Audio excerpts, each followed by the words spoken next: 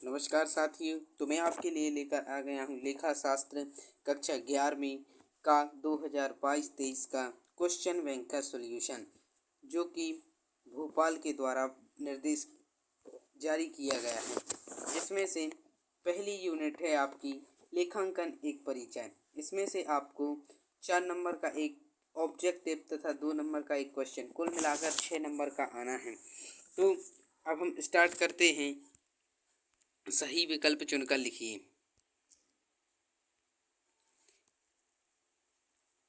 सही विकल्प चुनकर लिखिए।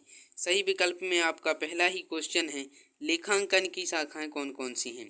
तो इसमें आपका जो है वह द चौथा वाला राइट आंसर हो जाएगा। दूसरा है, निम्नलिखित में से लेखांकन सूचना की गुणवत्ता का तत्व नहीं है। तो इसमें आपका हो जाएगा बा, इस पे आप टिक कर लेंगे बा। अगला नेक्स्ट है, व्यापारी द्वारा अपने ग्राहकों को देना कहलाता है। तो आप जो सभी को पता है, व्यापारी को जो छूट अपने ग्राहक को छूट देता है वह क्या कहलाता है। व्यापारी जो अपने ग्राहक को छूट देता है वह क्या कहलाता है, वह बट्टा कहलाता है। अगला है, पुस्तक पालन की दोहरा लेखा प्रणाली का आविष्कार किसने किया था। यह भी आप सभी को पता होगा, लुकास पेसियोली। अगला है, लेखांकन सूचनाओं के आंतरिक उपयोगकर्ता कौन कौन से हैं। तो आपके लिए बताना है कि लेखांकन सूचना के आंतरिक कर्ता कौन हैं। तो संभावित विनियोक्ता ये तो है नहीं, लेनदार बाहर का है, सरकार भी बाहरी है। तो इसमें आपका जो राइट आंसर है वह हो जाएगा प्रबंधक आंतरिक उपयोगकर्ता है, लेखांकन सूचनाओं के बाह्य उपयोगकर्ता नहीं है। मतलब यह भी कौन सा है, आंतरिक उपयोगकर्ता है। तो इसमें क्या है, प्रबंधक। इस क्वेश्चनों में आपको तनिक भी कंफ्यूज नहीं होना है, क्योंकि यह सेम ही है। जो बाह्य उपयोगकर्ता नहीं है मतलब वह आंतरिक ही है।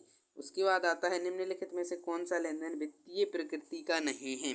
निम्नलिखित में से कौन सा लेनदेन किस प्रकृति का नहीं है, वित्तीय प्रकृति का नहीं है। तो इसमें आप लिख देंगे कर्मचारियों के द्वारा हड़ताल कर देना। मतलब इसमें आ जाएगा आपका कर्मचारियों द्वारा हड़ताल कर देना, यह वित्तीय प्रकृति का नहीं है। लेखांकन में लेखा होता है, यह तो आप सभी को पता होगा कि लेखांकन में लेखा होता है वित्तीय लेन देनों का।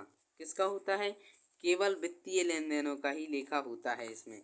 अब होता है, निम्न में से कौन सी लेखांकन की शाखा नहीं है। तो वित्तीय लेखांकन यह भी लेखांकन की शाखा है, प्रबंध लेखांकन यह भी लेखांकन की शाखा है, लागत लेखांकन यह भी लेखांकन की शाखा है, लेकिन पुस्तक पालन यह लेखांकन की शाखा नहीं है। तो इसका राइट आंसर हो जाएगा पुस्तक पालन। नगद बट्टा देय होता है। नगद बट्टा कब दिया जाता है। तो इसमें आप करेंगे, नगद बट्टा नगद भुगतान दिया जाता है।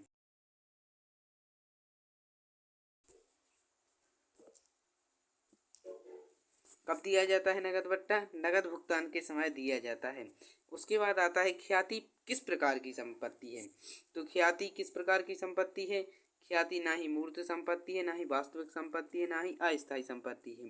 ख्याति कैसी संपत्ति है, अमूर्त संपत्ति है ख्याति। उसके बाद आता है, धन का वह भाग जो स्वामी द्वारा लाभ कमाने के उद्देश्य से विनियोजित किया जाता है, क्या कहलाता है। आशा है आप सभी को पता होगा। इसमें आएगा आपका पूंजी। जो व्यक्ति लाभ कमाने के उद्देश्य से क्या करता है, धन इसमें है, धन विनियोजित करता है मतलब लगाता है, वह क्या कहलाता है, आपका पूंजी। उसके बाद आता है, जब व्यापार के स्वामी द्वारा निजी प्रयोग हेतु राशि निकाली जाती है उसे क्या कहते हैं। उसे हम आहरण करते हैं।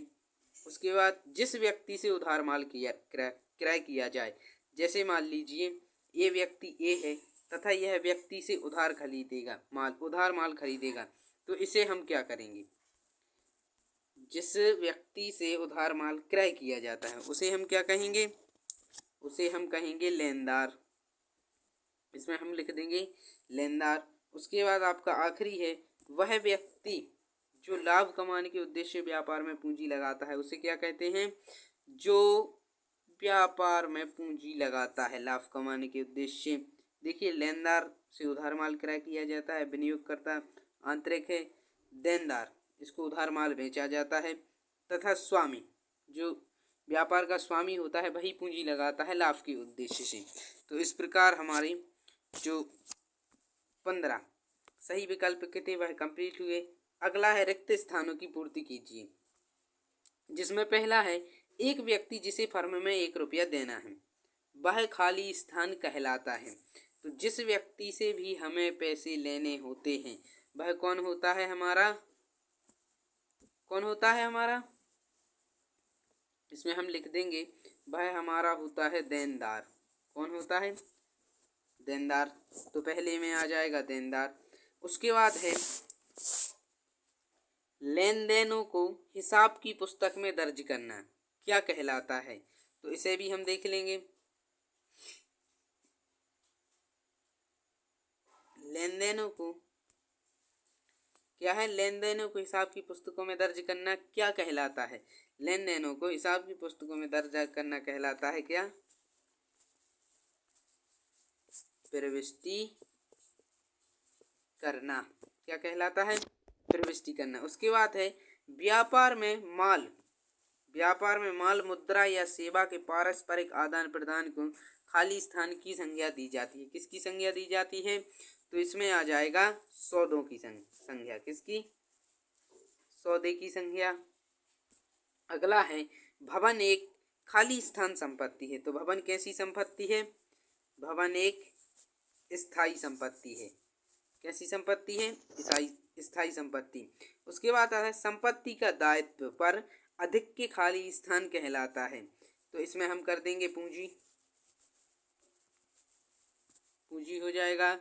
उसके बाद आता है कि पुस्तपालन व्यवसाय खाली स्थान को लिखने की कला है। जो पुस्तपालन है वह व्यवसाय की किस कला को लिखने की, किस चीज को लिखने की कला है। तो इसमें हम लिख देंगे लेन देन।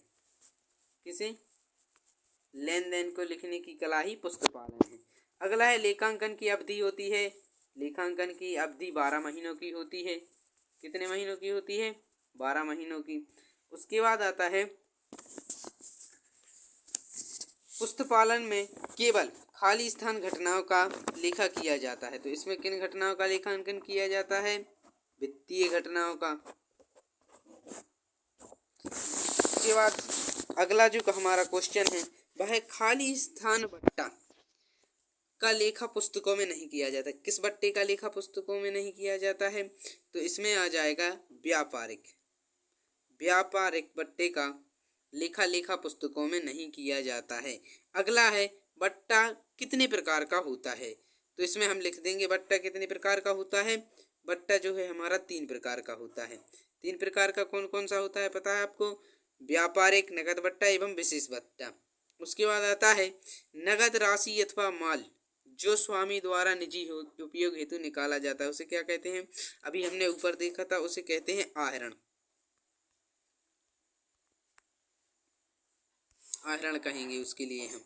अगला है व्यक्ति जो व्यापार में लाभ कमाने के उद्देश्य से पूंजी लगता है उसे क्या कहते हैं हम, स्वामी। क्या बोलेंगे, स्वामी। लेखांकन की खाली स्थान शाखाएं होती हैं। अभी मैंने आपको ऊपर बताया लेखांकन की 4 शाखाएं होती हैं। उसके बाद आता है प्राप्य विपत्र। क्या है, प्राप्य विपत्र एक मूर्त संपत्ति है। प्राप्य विपत्र एक मूर्त संपत्ति है। फर्नीचर क्या है, फर्नीचर आपका एक स्थायी संपत्ति है। क्या है, स्थायी संपत्ति है। इस प्रकार अपने खाली स्थान भी कंप्लीट हुए। अगला क्वेश्चन आता है सही जोड़ी बनाइए। तो सही जोड़ी बनाएंगे हम, जिसमें पहला है ख्याति। ख्याति को हम किससे मिला देंगे, ख्याति क्या हो जाएगा यहाँ पर हमारा, ख्याति जो है वह हमारी अमूर्त संपत्ति हो जाएगी। क्या हो जाएगी, ख्याति अमूर्त संपत्ति। उसके बाद आता है फर्नीचर। फर्नीचर क्या हो जाएगा हमारा, यह हमारी मूर्त संपत्ति हो जाएगी। कार्यशील पूंजी यह हमारा क्या हो जाएगा, कार्यशील पूंजी हमारी चल संपत्ति हो जाएगी। स्कंद क्या हो जाएगा, शेष माल हो जाएगा। देनदार उधार बेचने की स्थिति पर होते हैं। उसके बाद आता है अगला देनदार। देनदार क्या है, देनदार हमारा चल संपत्ति है। उसके बाद आता है लेनदार। लेनदार हमारा चालू दायित्व है। भूमि हमारी लेखांकन लागत, लेखा कर्म की एक शाखा है। भूमि मूर्त संपत्ति है। पेटेंट अमूर्त संपत्ति है। क्लियर हुआ। अब हम देखेंगे कि विक्रय, जो विक्रय है, विक्रय मूल्य में रियायत दी जाती है। क्या दिया जाता है विक्रय मूल्य में? बट्टा। बट्टा को ही हम छूट कहते हैं। वित्तीय लेखांकन क्या है? वित्तीय लेखांकन लेखांकन की शाखा है लुकास पेसियोली। लुकास पेसियोली को दोहरा लेखा प्रणाली का जनक माना जाता है। बैंक अधिविकर्ष, यह क्या होता है? दीर्घकालीन दायित्व होता है हमारा। ऋण पत्र क्या होता है? चालू दायित्व होता है। उसके बाद आता है सत्य असत्य छांटिए। तो इसमें बताना है कि कौन सा सत्य है और कौन सा असत्य है। नगद बट्टे का लेखा लेखा पुस्तकों में किया जाता है। क्या कहा है उन्होंने? नगद बट्टे का लेखा लेखा पुस्तकों में किया जाता है। बिल्कुल सही, नगद बट्टे का ही लेखा लेखा पुस्तकों में किया जाता है। तो यह क्या हो जाएगा? हमारा सत्य हो जाएगा। उसके बाद आता है नगद बट्टे का शीघ्र भुगतान पाने के उद्देश्य से किया जाता है। यह भी हमारा क्या हो जाएगा? सत्य। अगला है नगद बट्टा बीजक में नहीं दर्शाया जाता। यह क्या हो जाएगा? हमारा गलत। यह क्या हो जाएगा? गलत। उसके बाद आता है कि बट्टा कितने प्रकार का होता है। बट्टा 2 प्रकार का होता है। तो इसमें हम यहाँ पर सत्य कर देंगे। उसके बाद आता है वह व्यक्ति जो उधार माल क्रय करता है, उसे क्या कहते हैं? लेनदार। जो व्यक्ति उधार माल क्रय करता है वह होता है देनदार। इसलिए 5वां क्या हो जाएगा हमारे यहाँ पर? असत्य। 5वां हमारा यहाँ पर क्या हो जाएगा? असत्य। उसके बाद आता है वह व्यक्ति जिसे उधार माल खरीदा जाता है उसे देनदार कहते हैं। ये भी गलत है, क्योंकि वह व्यक्ति जिससे उधार माल खरीदा जाता है वह क्या होता है? लेनदार। तो यह क्या हुआ हमारा? असत्य। उसके बाद आता है किसी लेन देन की संपत्ति में विलेख के प्रमाणक होते हैं। विलेख के रूप में प्रमाण को प्रमाणक कहते हैं। सत्य है। तो हमारा यहाँ पर 7वां क्या हो जाएगा? सत्य। लेखांकन की 3 शाखाएं होती हैं। यह भी हमारा क्या हो जाएगा? सत्य। उसके साथ है अगला प्रबंध लेखांकन सूचना के आंतरिक उपयोगकर्ता होते हैं। यह ठीक है। यह भी हमारा 9वां क्या हो जाएगा? सत्य। उसके बाद आता है 10वां निवेशक लेखांकन सूचनाओं के बाह्य उपयोगकर्ता होते हैं। निवेशक कौन होते हैं? सूचनाओं के बाह्य उपयोगकर्ता होते हैं। यह भी हम सत्य कर देंगे। सत्य है। उसके बाद आ जाएगा लेनदार लेखांकन सूचनाओं के आंतरिक उपयोगकर्ता होते हैं। यह हमारा असत्य है। तो 11वां हमारा असत्य हो जाएगा। 12वां है वित्तीय विवरणों में दी गई सूचना आंतरिक लेन देनों पर आधारित होती है। ये हमारा सत्य हो जाएगा। उसके बाद आता है कि लेखांकन व्यवसाय प्रक्रिया लेन देनों को मौद्रिक रूप में मापती है। इसे भी हम क्या कर देंगे? सत्य कर देंगे। लेखांकन की वह लेन देनों को मौद्रिक के रूप में मापती है।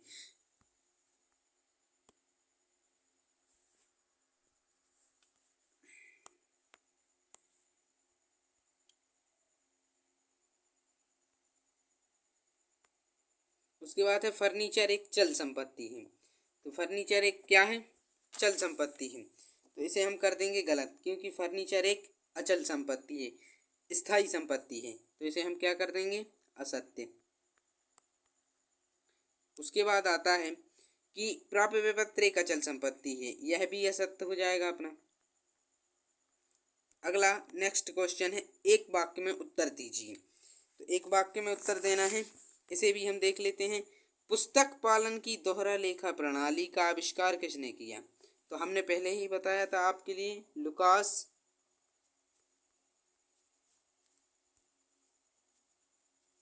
के बाद आ जाएगा पेसियोली। किसने किया? Lucas Pacioli. बट इसके बाद आता है लेखांकन की कितनी शाखाएं होती हैं? तो लेखांकन की कितनी शाखाएं होती हैं? 3। उसके बाद है बट्टा कितने प्रकार का होता है? तो बट्टा भी कितने प्रकार का होता है? 3 प्रकार का। समझ में आया। उसके बाद है कि किस बट्टे का लेखा पुस्तकों में नहीं किया जाता। तो इसमें हम लिख देंगे व्यापारिक बट्टे का लेखा पुस्तकों में नहीं किया जाता। किस बट्टे का लेखा पुस्तकों में किया जाता है, इसे हम लिख देंगे नगद बट्टे का लेखा पुस्तकों में किया जाता है। व्यवसाय के वार्षिक लाभ अथवा हानि को ज्ञात करने के लिए क्या बनाया जाता है, इसे बनाया जाता है चिट्ठा, जिसे हम चिट्ठा बोलते हैं। उसके साथ आता है व्यवसाय की वित्तीय ज्ञात करने के लिए क्या बनाया जाता है। इसके बाद आता है 7वां आप कर लेंगे। उसके बाद है 8वां, वह व्यक्ति जिससे उधार माल खरीदा जाता है। वह व्यक्ति जिससे उधार माल खरीदा जाता है उसे क्या कहते हैं, उसे हम कहते हैं लेनदार। उसके बाद आता है वह व्यक्ति जो लाभ कमाने के उद्देश्य से व्यापार में पूंजी लगाते हैं उसे क्या कहते हैं, स्वामी। अगला क्वेश्चन है व्यापारी ग्राहक द्वारा, जो व्यापारी है वह अपने ग्राहकों को जो छूट देता है उसे क्या कहते हैं, उसे हम कहते हैं बट्टा। उसे हम क्या कहेंगे, बट्टा कहेंगे। समझ में आया आपके लिए। उसके बाद आता है कि बही खाते का संबंध किस प्रकार के व्यवहारों से होता है। बही खातों का संबंध नगद व्यवहारों से होता है। किस प्रकार के, नगद। उसके बाद आता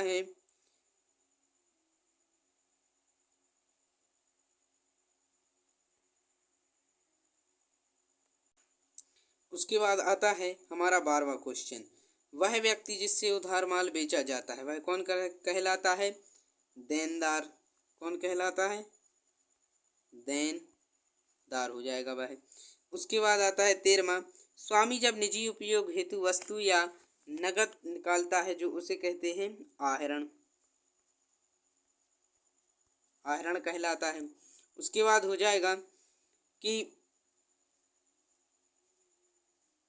अगला क्वेश्चन है 14वां, संपत्ति का दायित्व पर आधिक्य क्या कहलाता है। संपत्ति का 14वां भी आप अपने टीचर से बात कर पता कर लेंगे। उसके बाद आता है 15वां क्या कहला, वित्तीय सूचनाओं के उपयोगकर्ताओं को कितने बांटों में भागा गया है, 2, आंतरिक एवं बाह्य। उसके बाद आता है कि लेखांकन वर्ष में व्ययों पर आमदनी का आधिक्य क्या कहलाता है। तो इसके बाद के सारे क्वेश्चन आप कर लेंगे। अब अगले वीडियो में यूनिट 2 के साथ मिलेंगे। धन्यवाद।